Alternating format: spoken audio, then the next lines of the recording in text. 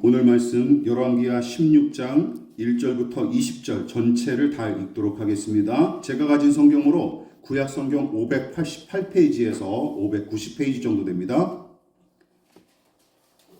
열왕기하 16장 1절부터 20절 말씀 찾으신 줄 알고 저와 여러분이 번갈아 가면서 교독하고 마지막 절 함께 읽도록 하겠습니다. 제가 먼저 봉독합니다.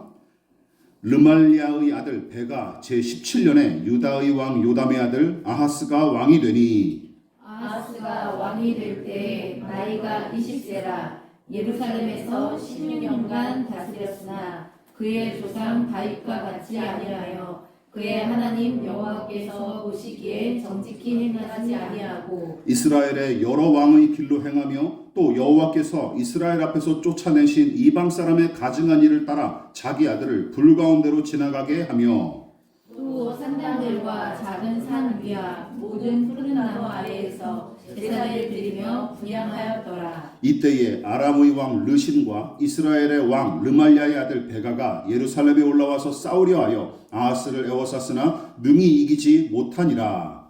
당시에 아람의 왕 르신이 엘랏을 회복하여 아람에 돌리고 유다 사람을 엘랏에서 쫓아내었고 아람 사람이 엘랏에 이르러 거기에 거주하여 오늘까지 이르렀더라. 아하스가 아수르 왕 디글랏 빌레셀에게 사자를 보내 이르되 나는 왕의 신복이요 왕의 아들이라. 이제 아람 왕과 이스라엘 왕이 나를 치니 청하건대 올라와 그 손에서 나를 구원하소서 하고 아하스가 여호와의 성전과 왕궁 곳간에 있는 은급을 내어다가 아수르 왕에게 예물로 보냈더니 아수르 왕이 그 청을 듣고 곧 올라와서 다메섹을 쳐서 점령하여 그 백성을 사로잡아 기르로 옮기고 또 르신을 죽였더라.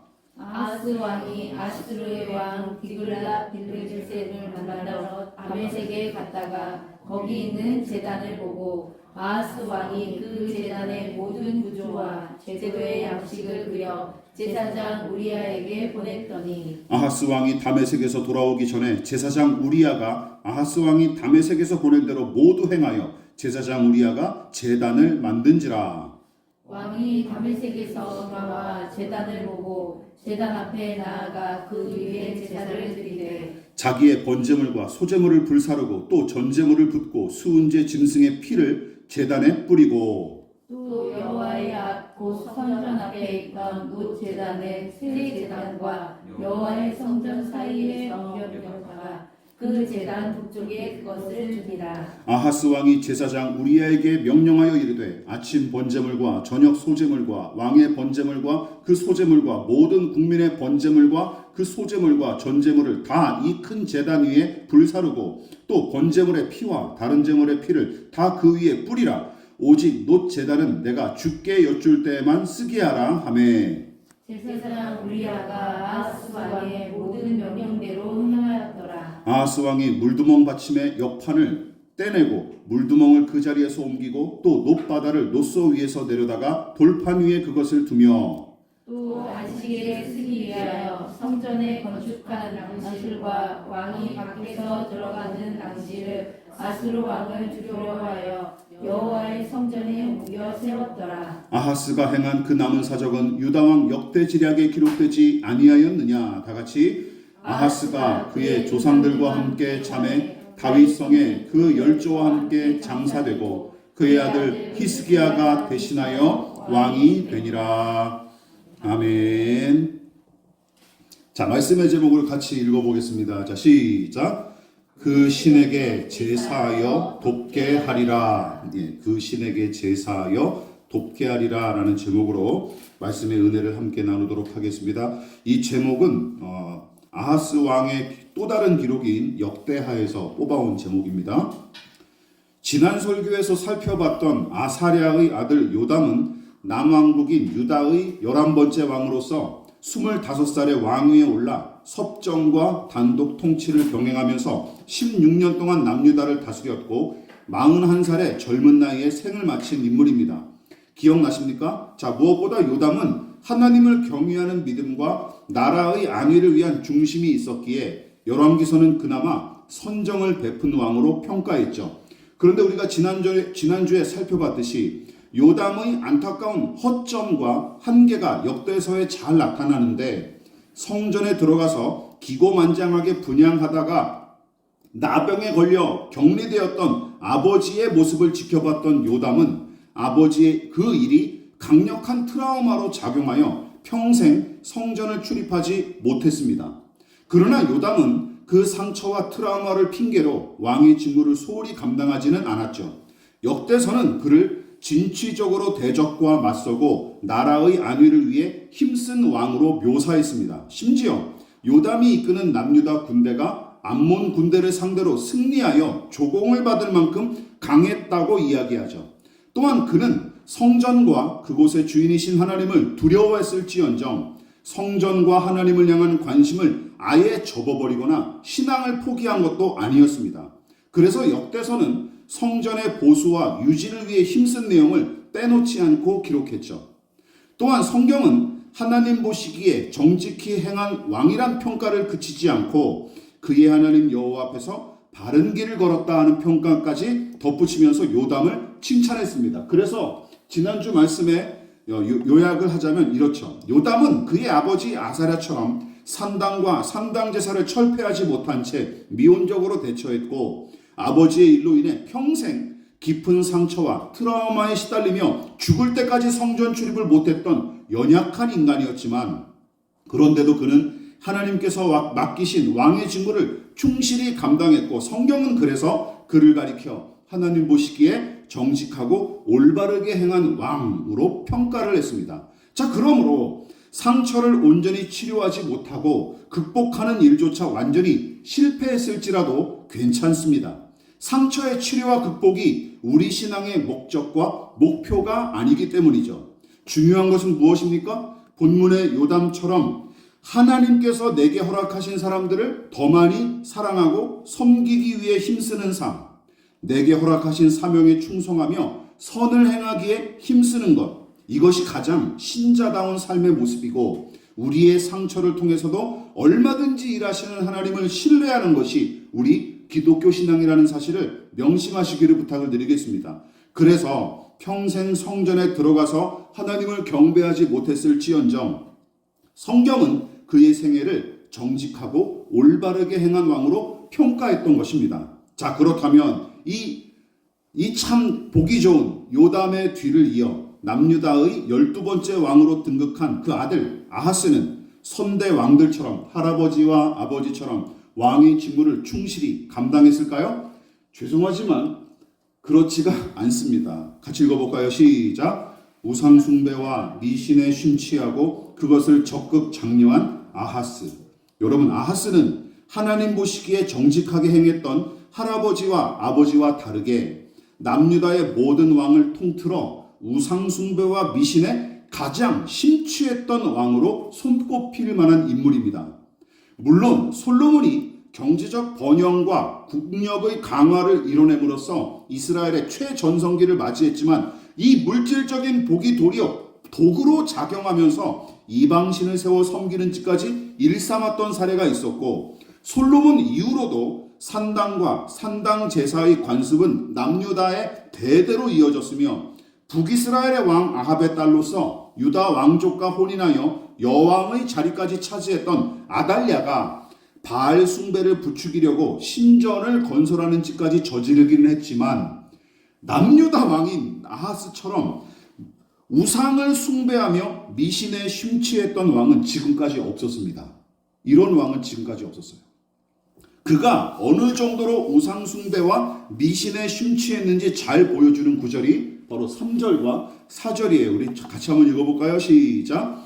이스라엘의 여러 왕의 길로 행하며 또 여호와께서 이스라엘 자손 앞에서 쫓아내신 이방 사람의 가증한 일을 따라 자기 아들을 불 가운데로 지나가게 하며 또 산당들과 작은 산 위와 모든 푸른 나무 아래에서 제사를 드리며 분향하였더라. 본문은 크게 두 가지를 지적합니다. 우선 고대 시대에는 신에게 사람을 제물로 바쳐 제사하는 풍속이 존재했었고, 그리고 당시 팔레스틴 지역에는 인신 제사의 풍속을 이어가는 민족들이 간혹 있었는데, 하나님께서는 이미 모세 때부터 인신 제사를 혐오스러운 짓으로 규정해서 철저히 금지하셨고 어기는 자는 사형에 처하도록 율법에 명시하실 정도로 엄중히 다루셨어요. 이 짓을 하는 자는 사형에 처하라 라고 명령하셨던 것이죠. 그에 관한 명령이 여러 군데 기록됐지만 여기서는 신명기의 내용을 한번 살펴보도록 하겠습니다. 같이 읽어볼까요? 자, 시작. 내 하나님 여호와께서 내게 주시는 땅에 들어가거든 너는 그 민족들의 가증한 행위를 본받지 말 것이니 그의 아들이나 딸을 불가운데로 지나가게 하는 자나 신접자나 박수나 초혼자를 너희 가운데에 용납하지 말라. 여기 나와 있죠.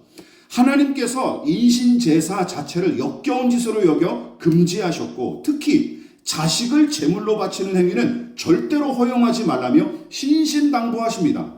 자, 그렇다면 이방인들이 자식을 제물로 갖다 바쳤던 이유는 뭘까요? 왜 이 사람들은 이런 끔찍한 짓을 저질렀을까요? 그러니까 제 아무리 신을 위한 것일지라도 여러분 가장 바치기가 힘들고 어려운 것 그만큼 사람에게 가장 중요한 존재가 누굽니까? 자식이기 때문에 그래서 귀하다고 바치는 거예요. 귀하니까 바친다라는 것이죠. 야, 무섭죠. 그러니까 인신 제사를 허용하고 장려했던 이방 민족 중에는 우상에게 가장 값진 것을 바친답시고 자식을 제물로 갖다 바쳤던 것입니다. 그래서 악한 왕으로 널리 알려진 북이스라엘의 아합조차도 여러분 사람을 제물로 바쳐 제사하지는 않았어요. 그렇지 않습니까? 아무리 아합이라도 그런 짓은 하지 않았어요. 그런데 아하스는 이 역겨운 짓을 서슴지 않았던 것입니다. 푸른 나무 아래서 제사했다라는 구절도 마찬가지예요. 이 말은 깊은 숲속에서 드리는 제사를 의미하는데 거기에 산당을 세워놓고 제사하는 것이 신비감과 경외감을 주기 때문이고 아하스가 그 산당 제사를 적극적으로 참여하고 장려했기에 그 말을 굳이 삽입한 것입니다. 게다가 이 사람의 파렴치한 짓거리와 불의한 행태는 이 정도로 그치지 않아요. 그냥 다른 종교에 심취한 것 정도로 그치지 않습니다. 자, 어떤 일이 벌어집니까? 시작. 아수르의 제단을 본떠 제사하고 성전 출입구를 폐쇄한 아하스. 아하스의 아버지 요람 때부터 북이스라엘과 아람 연합군이 남유다를 자주 침공하여 괴롭혔는데 아하스는 머리를 쓴답시고 이 난관을 해결하기 위해 누구에게 원조를 요청합니까? 아람과 북이스라엘 군대가 연합해서 덤벼드니까 이 사람이 아수르에게 원조를 요청한 거예요. 아시리아에게. 급기야 그리고 아수르 왕의 환심을 사기 위해 예물을 챙겨서 다메섹으로 갔다가 그곳에 세워진 제단을 보고 완전히 매료되어 그 양식을 본떠 남유다에 세우게끔 조치를 합니다. 참 희한한 인간이죠. 자, 이 내용입니다. 제가 읽어볼게요. 눈으로 보십시오. 아하스 왕이 아수르 왕 디글랏 빌레셋을 만나러 다메섹에 갔다가 거기 있는 제단을 보고 아하스 왕이 그 제단의 모든 구조와 제도의 양식을 그려 제사장 우리아에게 보냈더니 아하스 왕이 다메섹에 돌아오기 전에 제사장 우리아가 아하스 왕이 다메섹에서 보낸 대로 모두 행하여 제사장 우리아가 제단을 만든지라. 제사장 우리아의 이름이 계속 반복되죠. 기억하라는 거죠. 이런 놈은 기억하라는 거예요. 그야말로 환상의 복식조입니다. 그 왕의 그 제사장답죠. 왕이 이방신의 제단을 본떠 남유다에 세우자고 명령했을지라도 여러분 하나님의 제사장은 왕을 꾸짖고 율법의 명령에 따르도록 조치해야 마땅한데 제사장 우리아는 왕의 명령에 따라 아수르의 제단과 똑같은 것을 제작했고 유다로 돌아온 아하스는 그 제단을 보고 매우 흡족히 여기면서 친히 제사하기에 이릅니다. 그뿐만이 아니라 백성이 하나님께 바치는 제물마저 몽땅 그 제단에 바치도록 명령하기에 이르죠. 야, 이제는 여호와 하나님께 제물을 드리지 말고 이제는 여기다 갖다 바쳐라. 이렇게 해버린 거예요. 17절부터 20절까지의 기록은 아하스가 하나님께 제사할 때 사용하는 성전의 기구들을 훼손하고 더 나아가 왕궁과 성전 사이를 오가는 출입구마저 폐쇄해버린 이야기입니다. 그러니까 당연하죠. 여러분, 하나님의 성전과 성전 제사가 이런 상황에서 제대로 취급받을 리가 있겠습니까?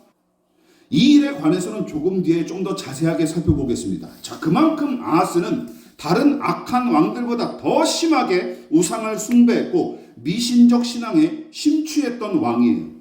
더군다나 우스꽝스럽게도 이 아이러니한 일이 또 벌어지는데 성전 기구를 마구 훼손하고 출입구를 막는 짓을 저질렀을지언정 또 어떤 여지를 남겨두냐면 여호와 하나님께 제사하는 행위를 아예 내려놓지도 않습니다. 15절을 보실까요?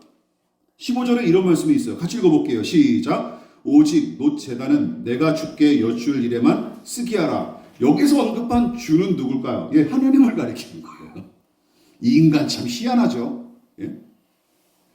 다른 우상이나 잡신이 아니라 여호와 하나님을 가리킵니다. 즉 아수르의 제단을 본떠 만든 제단에서 제물을 잡아 제사를 드리되 여호와 하나님께 여쭐 때를 대비해서 놋 제단은 남겨두라는 명령이에요. 야, 언젠가 하나님이 또 필요할 수가 있으니까 이 제단 하나는 남겨두자라고 해서 남겨둔 거예요. 치우지 않고. 즉 하나님을 비롯한 모든 신을 어장관리했던 거죠. 모든 신을 어장관리했던 거예요. 그리고 필요한 대로 어떤 신이든 갖다 쓰자는 사고방식입니다. 어떤 신이든 상관없이 그냥 내게 도움만 되면 갖다 쓰자는 사고방식이에요. 제가 아하스의 우상 숭배만 지적하지 않고 그의 미신적 신앙에 관해 덧붙인 이유가 바로 여기에 있습니다. 여러분, 미신적 신앙이 무엇일까요? 국어사전은 이렇게 정의하고 있어요. 종교적, 과학적으로 망령되다고 생각되는 믿음, 점이나 굿 따위. 또한 더 자세하게는 종교적으로 보편성을 지니지 못하며 일반인 사이에서 헛되고 바르지 못하다고 인정되는 믿음이나 신앙으로 규정을 했습니다. 그리고 무슨 체계나 그런 게 없어요. 교리 그런 게 없고 그리고 그 신에 대한 정확한 정보도 없이 그냥 내 욕구만을 위해서 어떤 신에게 어떤 복을 바라고 기원하는 그런 신앙, 그게 바로 미신적 신앙이라는 것이죠. 물론 미신과 정통 종교, 미신과 전통 문화 등을 정확히 구분하고 분별하기가 어려운 게 사실인데 정통으로 일컫는 종교와 문화 가운데서도 미신적 요소가 깊숙이 파고들고 있기 때문입니다. 기독교는 별다를까요? 예, 기독교와 불교 다 여기 우리의 기복신앙, 우리의 미신에 얼마나 많이 영향을 받았는지 몰라요. 다 느끼지 않습니까? 예. 여러분들이 쉽게 보는 기독교는 대부분 기복주의죠. 미신적 신앙이 허다해요. 미신적 신앙의 요소가 허다합니다. 다만 그 신앙을 뒷받침하고 체계화하는 분명한 교리가 존재하는지 이걸 살펴보십시오. 또한 도덕적 가치와 고상한 신념을 지녔는지 여부를 살피면 어느 정도 분별이 가능한 게 사실입니다. 미신과 정통 종교를 말이죠. 그러나 아하스의 신앙은 어떻습니까? 이 언급한 것들, 도덕적 가치와 고상한 신념을 지녔는지 그 신앙을 뒷받침하고 체계화하는 분명한 교리가 있는지 그런 거 없어요. 그런 거 없어요. 그냥 무조건 자기 복을 위해서 비는 거죠. 이런 걸 아예 찾아볼 수 없기에 저는 그를 미신적 신앙에 심취한 자로 볼 수밖에 없습니다. 그뿐만이 아닙니다. 아하스가 하나님이나 다른 신들보다 더 의지하고 추종했던 게 또 있어요. 또 있어요. 이 사람 대단하지 않습니까? 뭡니까? 이거예요. 시작. 아수르 왕과 그의 힘을 의지하다가 뒤통수를 맞은 아하스. 앞서 언급했다시피 남유다는 요람 때부터 북이스라엘과 아람 연합군의 침략으로 괴로움을 겪었고 아사랴가 통치하던 시기에는 블레셋과 에돔 민족까지 가세해서 유다 땅을 침략하여 점령했을 뿐만 아니라 심지어 유다 백성을 포로로 사로잡아가는 일도 빈번하게 일어납니다. 아하스 시대에 말이죠. 그렇다면 아하스는 주변국들의 잦은 침략을 어떤 식으로 이 문제를 해결하려고 했을까요? 아하스가 하나님 아버지를 신뢰하는 믿음의 사람이었다면 당연히 하나님의 뜻에 먼저 귀를 기울이고 그분의 도움을 간청했을 테죠. 무엇보다 여러분 기억하십시오. 아하스가 통치하던 시기에 활약하던 선지자가 누군지 아십니까? 바로 그 유명한 이사야 선지자예요. 이사야 선지자인데 하나님께서는 이사야를 통해 진즉에 북이스라엘과 아람 군대를 깨트리고 남유다를 구원해 주실 거로 약속하셨어요. 그런데 아하스는 이사야를 통해 계시하신 하나님의 약속을 깡그리 무시하고 도리어 아수르 왕, 오늘 본문에 나오죠. 디글랏 빌레셋에게 예물을 갖다 바치면서까지 구원해 주십사 요청하는 짓을 저지릅니다. 아수르 왕 앞에 개처럼 바짝 낮춰서 구걸하는 이 꼬락서니를 보십시오. 저 스스로를 뭐라고 부릅니까? 시작. 아하스가 아수르 왕 디글랏 빌레셀에게 사자를 보내 이르되 나는 왕의 신복이요 왕의 아들이라. 이제 아람 왕과 이스라엘 왕이 나를 치니 청하건대 올라와 그 손에서 나를 구원하소서 하고. 이거를 누구한테 말씀드렸어야 했어요? 하나님께 했어야 될 기도입니다. 근데 이거를 누구한테 하고 있어요? 아수르 왕에게 하고 있는 거예요.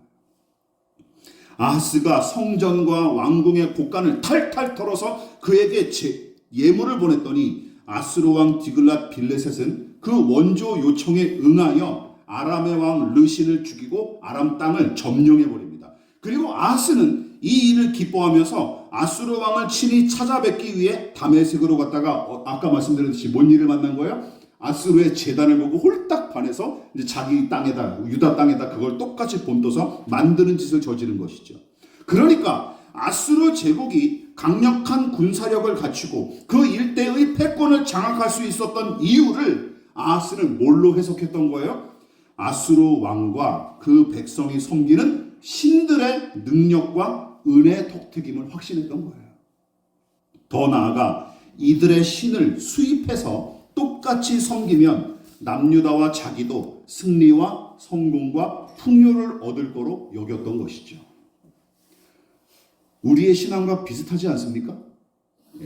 우리의 신앙과 비슷하지 않습니까? 그리고 교회가 사람들을 전도하는 방식도 이런 방식이 너무나 많지 않습니까? 내가 예수를 믿었더니 이렇게 건강해지고 잘 살게 됐다. 대부분 복음전도 이런 식으로 이루어지는 거 아십니까? 웃기는 일이죠. 웃기는 일이죠. 다시 말해 아하스는 유다의 구원을 약속하신 하나님의 말씀은 귓등으로도 안 듣고 무시했으나 아수르의 신들이 그 나라의 승리와 풍요를 가져다 준 것처럼 착각하며 숭배하고 의지했던 것이죠. 그렇다면 아수르가 북이스라엘과 아람 연합군을 대신 물리쳐 줬으니 큰 문제는 해결된 거로 보고 긍정적으로 생각해야 할까요? 여러분들이 예상했다시피 남유다는 이 일로 인해 더 큰 화를 입습니다. 역대하 28장에 나와 있어요. 같이 읽어볼게요. 시작. 아수르 왕 디글랏 빌레셋이 그에게 이르렀으나 돕지 아니하고 도리어 그를 공격하였더라. 아하스가 여호와의 전과 왕궁과 방백들의 집에서 재물을 가져다가 아수르 왕에게 주었으나 그에게 유익이 없었더라. 디글랏 빌레셋이 아람을 쳐서 멸함으로 남유다는 한시름 덜기는 했지만 얼마 뒤에는 오히려 아수르 왕이 남유다를 공격하고 괴롭히는 게 아닙니까? 여러분, 우리 집에 쳐들어온 깡패를 쫓아내기 위해서 경찰을 불렀어야 되는데 엉뚱하게 다른 깡패의 힘을 빌려 쫓아냈다가 되레 그 깡패에게 험한 꼴을 당한 격이죠. 이렇게 된 거예요. 이렇게. 그러나 아하스와 그의 행적을 마냥 비난하고 손가락질하는 것으로 우리는 오늘 설교를 그치면 안 됩니다. 그보다는 이 이야기를 통해 그와 별반 다르지 않은 우리의 모습을 발견하고 점검하는 것이 더 중요해요. 그래서 저는 아하스와 그의 생애의 큰 특징을 두 가지로 결론 내리면서 여러분과 은혜를 나누고 싶습니다. 이것이죠. 같이 읽어볼까요? 시작. 지나치게 의존적인 아하스, 이득만 쫓다 망한 왕. 아하스와 그 생애의 큰 특징 중 하나는 다름 아닌, 기억하십시오, 지나친 의존성입니다. 지나친 의존성. 본문에 기록된 그의 이야기를 전체적으로 곱씹어 보십시오. 살펴보세요. 쭉 이어보십시오. 그 공통점이 무엇이? 의존성이 아주 분명하게 드러납니다. 지나친 의존성. 이방 민족의 신들을 기꺼이 섬긴 것은 물론이고 미신적인 산당 제사도 적극적으로 참여했을 뿐만 아니라 심지어 여호와 하나님께 여쭤볼 경우까지 고려해서 놋제단을 남겨두는 짓을 저질렀죠. 이거 뭡니까? 다 그냥 무조건 신들에게 비는 거예요. 무조건 신들에게 자신의 선택과 결정, 그 모든 걸 맡기는 거예요. 신탁이라고 하죠. 신탁만 바라고 있는 거예요. 그냥. 게다가 아수르 제국의 부강과 승리가 그들이 섬기는 신 덕택이라고 철석같이 믿었기에 그 신을 섬기는 제단의 모양을 본떠서 남유다에 설치하는 열정까지 보여줬습니다. 신탁을 받기 위해서. 그래서 저는 이렇게 정리하고 싶어요. 어떤 신을 향한 지조나 충성 따위는 이 사람에게 전혀 찾아볼 수 없고 신의 약속을 잠잠히 기다리거나 그 뜻을 이해하고 헤아리는 것 자체를 못 견뎌하는 거예요. 뭐만 필요한 거예요? 오로지 당장 필요한 신의 계시나 점괘 등이 필요했기에 무슨 신이든 상관없이 그저 나에게 해답을 줄 신, 나 대신 결정해 줄 신을 그냥 맹목적으로 찾았던 거예요. 당장의 유익과 안락을 위해서 말이죠. 무슨 뜻인지 아시겠죠? 이런 식이죠. 아수르 왕 디글랏 빌레셀에게 구원해 주십시오 요청한 일도 그 사실을 방증합니다. 내가 뭘 하고 싶진 않아요. 남이 대신해 주길 바라는 거죠. 내가 뭘 선택하거나 결정하고 싶진 않은 거예요. 책임지고 싶지 않기 때문에. 그래서 남에게 다 떠미는 거죠. 그게 신일지라도 말이죠. 신일지라도. 이사야 선지자가 남유다를 구원하시겠다는 하나님의 약속을 분명히 전달했고 그 증거로 하나님의 징조를 구하게끔 왕에게 요구했습니다. 여기서 어떤 예언이 나오는 거죠? 바로 예수님의 예언, 임마누엘의 예언이 여기서 나오는 거예요. 너는 그 징조를 하나님께 구하라. 하나님이 보여주실 것이다. 아하스가 뭐라고 얘기하는지 아십니까? 저는 여호와 하나님을 시험하지 않겠습니다. 이 지랄을 하고 있어요. 고상한 척하면서. 그러면서 다른 신에게는 열심히 빌고 막 그랬던 거죠. 여러분, 아하스의 의존성은 그의 문제만이 아닙니다. 여러분, 기독교 신앙은 삼위일체 하나님을 신뢰하고 의존하는 것을 포함하지만 기억하십시오. 비록 그 대상이 하나님일지라도 지나치게 의존적인 신앙은 건강한 신앙과 거리가 멉니다. 믿으십니까? 지나치게 하나님을 의존하는 신앙은 그것도 건강한 신앙과 거리가 멀어요. 그렇다면 지나친 의존성은 우리에게 어떤 모습으로 나타날까요? 앞서 언급했다시피 잘 들어보십시오. 저 스스로 무언가 생각하거나 결정하는 일은 거의 하지 않은 채 자신의 선택과 결정과 판단을 죄다 신에게 맡기는 행태가 그러합니다. 우리가 지금까지 어떤 식으로 신앙했는지 그리고 우리 주변의 신자들이 어떻게 신앙하는지 살펴보십시오. 이런 거죠. 예를 들어서 이런 거예요. 누구를 만날지, 어디를 갈지, 어느 학교를 가고 어떤 직장을 들어갈지, 심지어 어떤 옷을 입고 나갈지, 이것도 누가 계시해 주셔야 되는 거예요? 하나님이 가르쳐 주셔야 되는 거예요. 어떤 차를 사야 되나요? 빨간색을 사야 되나요? 하얀색을 사야 되나요? 검은색 차를 사야 되나요? 알아서 하세요. 저는 모릅니다.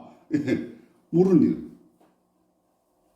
볼펜이 없어졌는데 어디 있나요, 하나님? 이제 그런 식이죠. 그런 식이죠.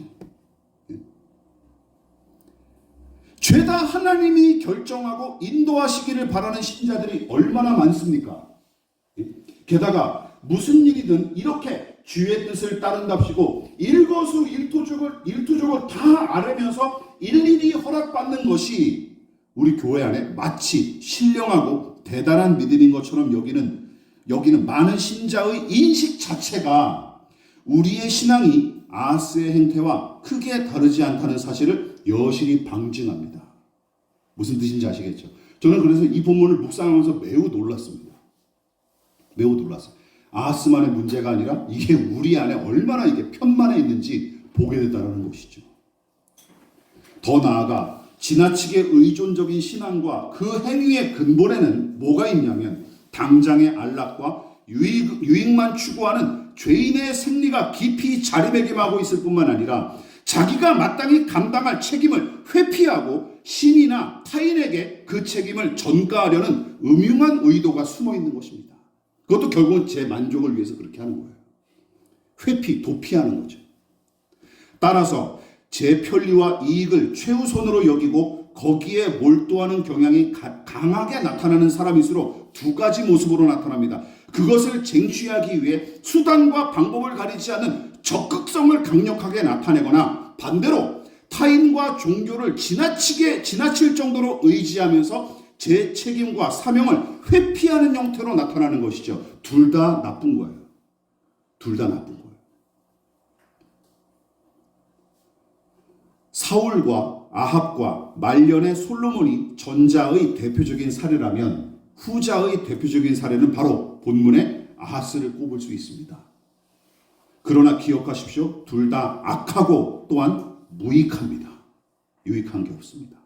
오히려 해롭습니다. 해로워요. 역대서는 지극히 의존적이고 눈앞에 이익만 쫓았던 아하스의 통치를 다음과 같이 결론 내리며 평가하고 있습니다. 읽어볼까요? 시작. 이 아하스 왕이 곤고할 때에 더욱 여호와께 범죄하여 자기를 친 다메섹 신들에게 제사하여 이르되 아람 왕들의 신들이 그들을 도왔으니 나도 그 신에게 제사하여 나를 돕게 하리라 하였으나 그 신이 아하스와 온 이스라엘을 망하게 하였더라. 말씀을 마무리하도록 하겠습니다. 교만과 탐욕이 바벨탑처럼 노골적으로 드러내는 사람이 있는가 하면 아하스처럼 지나친 의존성에 가려진 채로 은밀하고 음흉하게 이 욕구가 작동하는 사람들도 적지 않습니다. 그리고 그 좋은 사례가 바로 아하스의 이야기를 통해 분명하게 드러납니다. 여러분, 무엇보다 교회 안에서 발휘되는 개인의 과도한 의존적인 성향이 마치 열정적이고 경건한 신앙처럼 포장될 때도 얼마나 많은지 몰라요. 그래서 우리가 분별이 필요합니다. 만일 아하스 같은 신자가 오늘날 교회에 등록하여 신앙생활을 했다면 그의 지나친 의존성과 넘치는 종교성을 좋은 믿음인 것처럼 착각하여 칭찬할 가능성이 훨씬 더 큽니다. 훨씬 더 커요. 아, 당신은 무엇이든지 하나님께 구하는 사람이군요. 무엇이든지 하나님께 여쭙는 사람이군요. 이렇게 호도될 가능성이 크다라는 것이죠. 그리고 제 주변에 참 많이 봤습니다. 그렇다면 이처럼 분별하고 분간하기가 조금은 어려운 까닭에 그래서 저 스스로 속아 넘어가기 쉽고 남을 속이기도 쉬운 게 바로 이 의존성, 지나친 의존성이라는 것입니다. 그렇다면 마지막으로 이 불건전한 의존성을 극복하는 비결은 무엇일까요? 일일이 다 설명하기는 쉽지 않습니다. 다만 솔로몬에게 남긴 다윗의 유언에서 작게나마 그 힌트를 얻을 수 있습니다. 마지막으로 우리 열왕기상 2장 1절부터 3절 말씀 살펴보도록 하겠습니다. 시작. 다윗이 죽을 날이 임박함에 그의 아들 솔로몬에게 명령하여 이르되 내가 이제 세상 모든 사람이 가는 길로 가게 되었으니 너는 힘써 대장부가 되고 내 하나님 여호와의 명령을 지켜 그 길로 행하여 그 법률과 계명과 율례와 증거를 모세의 율법에 기록된 대로 지키라. 그리하면 내가 무엇을 하든지 어디로 가든지 형통할지라. 아멘이십니까? 크게 두 가지. 첫 번째, 힘써 대장부가 되어라. 또한 하나님의 말씀대로 살아라. 이것이죠. 무슨 뜻입니까? 다윗은 아들에게 이렇게 얘기하고 있는 거예요. 너는 나의 성과와 공로에 더는 빌붙지 말아라. 빌붙지 말고 산의 대장부답게 너의 길을 개척하며 살아라. 믿으십니까? 이렇게 얘기한 거예요. 너 스스로 살아라. 너의 두 발로 홀로 일어서라라는 것이죠. 그래서 대장부라는 말을 굳이 갖다 쓴 겁니다. 그리고 오직 하나님의 말씀과 그 뜻을 분별하고 그 명령에 따라 순종하며 살아라. 생각하며 살아라. 라고 얘기한 것이죠. 의지하고 의존할 대상을 찾아 이리저리 헤매며 내 대신 선택하고 결정해줄 누군가에게 내 삶의 책임까지 죄다 전가하기 위해 안달하지 말고 저 스스로 하나님의 말씀을 헤아리고 그 뜻에 용감히 순종하기를 선택하며 책임과 본분을 다하는 삶. 이것이 우리 안에 있는 아하스를 거스를 수 있는 비결입니다. 믿으십니까? 이것이 필요해요. 그것이 아들에게 들려준 다윗의 마지막 유언이었습니다. 너 스스로 일어서라. 이것이 다윗의 마지막 유언이었습니다. 그러므로 우리 안에 뿌리내린 이 아하스의 생리를 분별하고 용감히 거스를 수 있기를, 비겁하게 자신의 책임과 본분을 남에게 심지어 하나님께 떠맡기지 말고 당당하게 주어진 일을 감당할 수 있기를, 또한 당장의 이익과 안락만 쫓는 죄인의 본성을 날마다 십자가에 못 박고 오직 하나님과 그 약속의 말씀에 붙들려서 순종하는 하루하루를 살아갈 수 있기를 진심으로 부탁을 드리겠습니다. 기도하겠습니다. 지금은 우리를 위하여 십자가에 몸부려 피 흘려 돌아가신 예수 그리스도의 한량없으신 은혜와 하나님 아버지의 지극하신 사랑하심과 성령 하나님의 영원한 사귐이 우리의 반석이신 그리스도 예수 위에서 우리의 두 발로 든든히 서고자 겸손히 머리 숙인 사랑하는 성도들의 머리 위에 저들의 가정과 직장과 사업장과 학업과 장래 가운데 이 나라 이민족과 한국교회와 저 북녘의 동포들과 세계와 열방 가운데 지금부터 영원히 함께 하시기를 간절히 축원하옵나이다. 아멘.